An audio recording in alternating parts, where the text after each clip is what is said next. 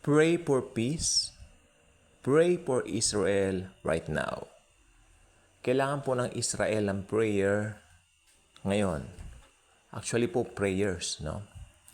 Sa mga nangyayari po ngayon. Actually, nag-declare na po sila ng war. The last time they declare it was 1973 pa. Pare-pareho pa po tayong hindi tao noon, ano? Pero ngayon, after 50 years, nag-declare sila ng war. Ibig sabihin po, masyado ng massive yung kanilang pinagdaraanan ngayon. Umuulan po. Thank you, Jesus, sa ulan. Lumamig ng konti. Thank you, Jesus. Okay. So, ibig sabihin, ang kanilang pong pinagdadaanan ngayon ay medyo mayahalin tulad sa mga biblical times. Ang Israel po hindi tinatantanan yan ng mga delubyo o disaster simula nung tanggihan nila ang Panginoong Hesukristo. Pero despite of that, we have to pray for them. Di po ba? Unang-una, pag-pray natin sila na ito pong kanilang pinagdadaanan ay kanila pong malampasan. Pangalawa, at mas importante, ipag-pray po natin na makilala po nila ang Panginoong Hesukristo.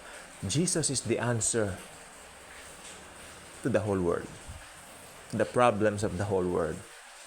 Di po ba? Jesus is the only hope of the world. He's the God of gods. He's the creator of the universe.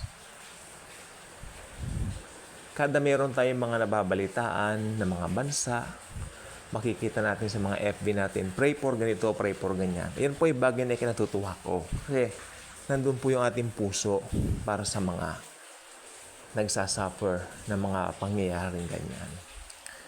So, especially tayo mga Kristiyano, may power ang prayer natin. Sapagkat related yan sa ginawa ni Jesus sa cross. Very powerful. Nasabi ko na po sa inyo, very powerful po ang redemption kaysa creation. So, we are under redemption. We are born again Christians. We are under redemption. Ang creation, ito ay normal, nangyayari, natural. Pero nag-fall yan eh. Di po ba? Simula nung, the fall of Adam and Eve. Kaya disaster, sakit, delubyo, catastrophe, name it. You got it. Di ba? On a negative manner. You got it. Fallen world po ito. Pero ang redemption, powerful yan eh. Alam niyo kung bakit? Sapagkat dugo ng Diyos, the blood of God, the God of gods, yan ang ating power. So kung nagpre-pray po ang mga born-again believers, grabe yung power doon. Sinusupply ni Jesus ngayon yan. Doon sa mga, nagpre-pray tayo sa Israel, tayong mga believers. Yung prayers nating mga believers lang ang pinapahinggan ni Jesus. Kaya, bless niya ngayon yung Israel because sa ating mga believers, no?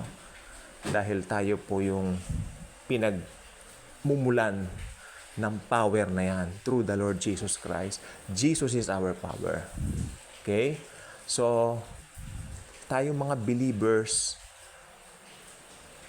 life and death is in the power of our tongue. Basahin po natin ang Psalm 18:21.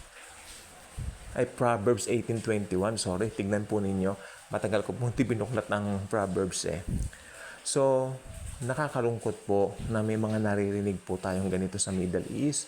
Pero, ipag-pray po natin. Walang imposible kay Jesus.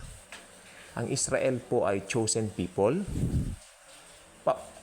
Sa panahon po ng New Covenant, ano po ang stand natin sa Israel?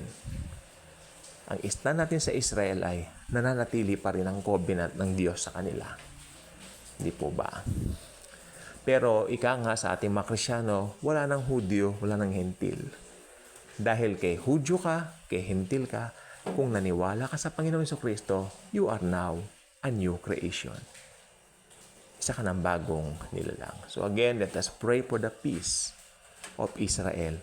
Kailangan po nila ito in the name of the Lord Jesus Christ. That's why kung hindi ka pa nakasubscribe sa ating channel, I invite you to do so.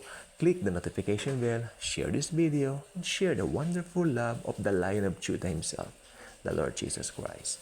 Thank you. And as always and forever, Jesus truly loves us all.